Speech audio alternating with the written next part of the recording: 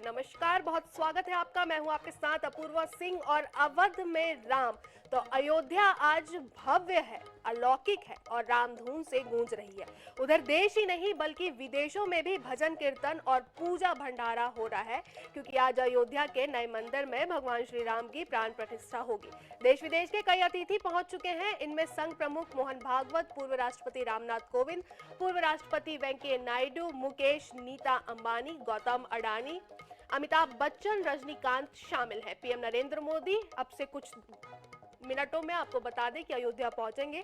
सोमवार सुबह से ही समारोह की शुरुआत मंगल ध्वनि से हो चुकी है। विभिन्न राज्यों के 50 से अधिक वाद्य यंत्र सुबह से ही स्वर लहरियां बिखर रहे हैं। आपको बता दें कि प्राण प्रतिष्ठा के बाद प्रधानमंत्री नरेंद्र मोदी मंदिर बनाने वाले श्रमजीवियों से मुलाकात भी करेंगे। कुबेर टीला जाकर भगवान शिव का पूजन भी करेंगे। शाम को दीप प्रज्वलित कर दर्शन भर में फिर दिवाली मनाई जाएगी।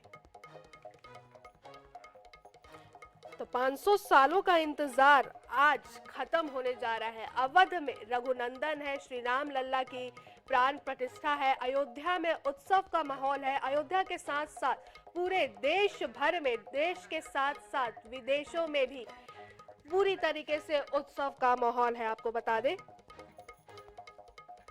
अब से कुछ ही मिनटों में प्रधानमंत्री नरेंद्र मोदी अयोध्या पहुंच जाएंगे। उसके बाद प्राण प्रतिष्ठा होगी। तमाम दिग्गज नेता, बड़े मंत्री, कई बड़े ऐसे चेहरे हैं जिनको प्राण प्रतिष्ठा का निमंत्रण दिया गया है और वो अयोध्या पहुंच चुके हैं। तो अयोध्या में आज उत्सव का माहौल है। अवध के राम जो है आज विराजमान होंगे। रामलला की प्राण प्रतिष्ठा है आज। और हमारे साथ आचार्य डॉक्टर नीलिम त्रिपाठी हमारे साथ जुड़ चुके हैं। आचार्य जी, बहुत बहुत स्वागत है आपका INS24 न्यूज में। जी जी, नमस्कार, बहुत बहुत धन्यवाद। तो अवध में रघुनंदन है, काफी बड़ा दिन है आज समूचे भारतवर्ष के लिए। क्या कुछ कहना चाहेंगे, क्या महसूस कर रहे हैं आप? बहुत ही आनंद की अनुभूति हो रही है। संपूर्ण विश्व राममय हो गया है। भगवान धर्ममय है।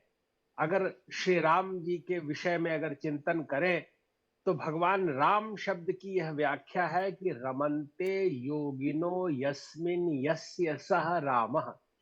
जिन राम जी में समस्त योगी निरंतर रमण करते हैं उन्हें राम कहा जाता है। भारतवर्ष के जन जन के हृदय में राम है। शास्त्र कहते हैं यह शरीर ही अयोध्या है और इसके जो अधिपति स्वामी हैं वो भगवान राम है। भगवान राम घट घट के वासी हैं।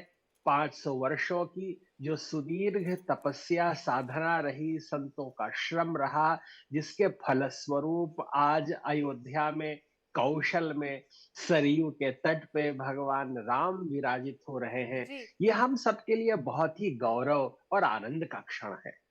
जी बिल्कुल। आचार्य जी, आपसे समझना चाहेंगे राम की महिमा, प्रभु श्री राम की महिमा के बारे में हम आपसे समझना चाहेंगे। भगवान श्री राम की अनंत महिमा है। राम जी मर्यादा पुरुषोत्तम है। उन्होंने एक सामान्य मनुष्य के रूप में इस धरा पर जन्म लेकर के मर्यादित आचरण करके यह संदेश दिया कि अगर कोई मर्यादित आचरण करता है और माता पिता, गुरुजन और प्रभु की वाणी को मानता है तो भगवान राम जैसे वन में गए तो बन गए। आज युग युगों से हम सब के हृदय में राम है। घर घर में राम आ गए हैं। इसलिए क्योंकि मात पिता गुरु प्रभु की वाणी बिनहि विचार करिए शुभ जानी।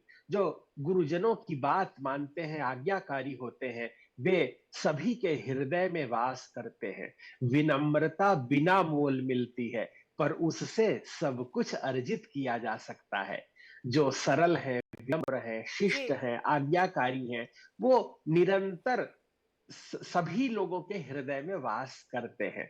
भगवान श्री राम विनम्रता के प्रतीक है। माता पिता गुरु की वाणी, अर्थात जो माता पिता गुरुजनों की बात मानते हैं वे अनंत काल तक वैभव संपन्न रहते हैं। ये राम जी की महिमा है।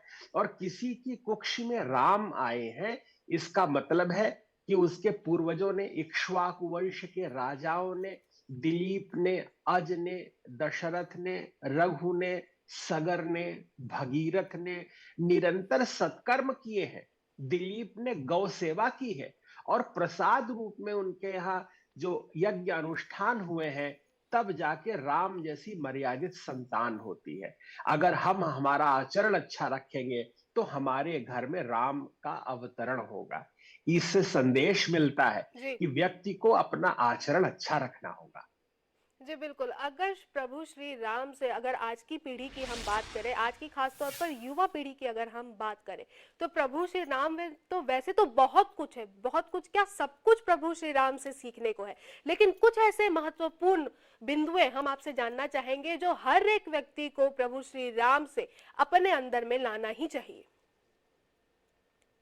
भगवान श्री राम ने अपना सारा जीवन श्रद्धा से समर्पित किया है। देखिए, जब कोई जीव मानव से महामानव होना चाहता है, तब उसे उदारता अपनानी होती है।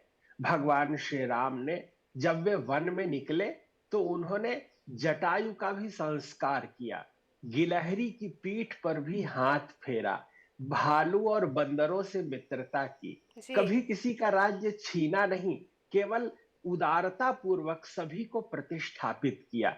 मनुष्य तो क्या करता है कि अगर किसी जीव जंतु पशु पक्षी तक से प्रेम करता है तो उसके गले में पट्टा बांध देता है, अर्थात उसको बंधन में रखता है। प्रेम बंधन का नाम नहीं है, प्रेम तो मुक्ति का नाम है, आनंद और उत्फुल्लता का नाम है। भगवान ने यह संकेत किया कि अगर कोई जीव अपनी श्रेष्ठता, जी अपनी व्यापकता प्राप्त करना चाहे तो उदारता अपनानी होगी। जी बिल्कुल। आचार्य जी, कुछ देर के लिए मैं आपको रोकना चाहूंगी। हम अपने दर्शकों को बता दें कि सीएम विष्णुदेव साय जो है वो दूधाधारी मठ पहुंचे हुए हैं, जहां वो दर्शन पूजन कर रहे हैं। उसकी सीधी तस्वीरें हम आपको दिखाते हैं।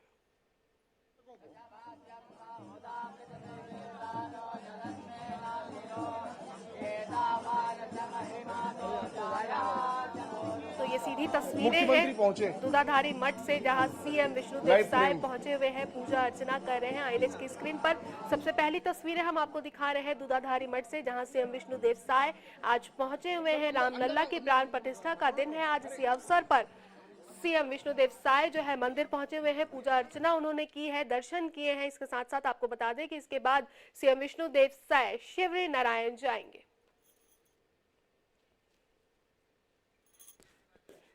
तो आचार्य जी लगातार हमारे साथ बने हुए हैं। अब आचार्य जी, मैं आपसे ये समझना चाहूंगी कि राम तो कण कण में बसे हैं। हमने शुरू से यही सुना है कि राम तो कण कण में बसे हैं। काफी लंबा इंतजार करना पड़ा राम मंदिर बनाने में।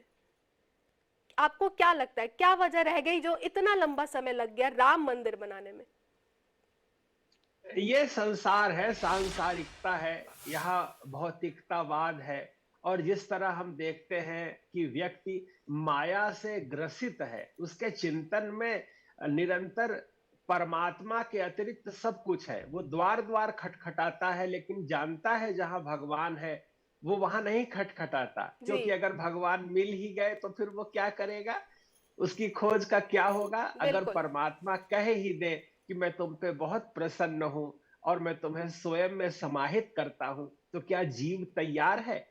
जिस व्यक्ति का अपने मन और इंद्रिय पर संयम नहीं है, जिसका अपनी वाणी पे संयम नहीं है, वो परमात्मा को कैसे पाएगा? पात्रता होने पर पदार्थ जी अपने आप आ जाता है।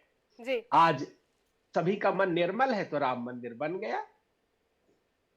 जी बिल्कुल। बहुत बहुत धन्यवाद आचार्य जी आपका हमारे साथ जुड़ने के लिए। काफी अच्छी बातें हम आपने बताई। जय श्री राम।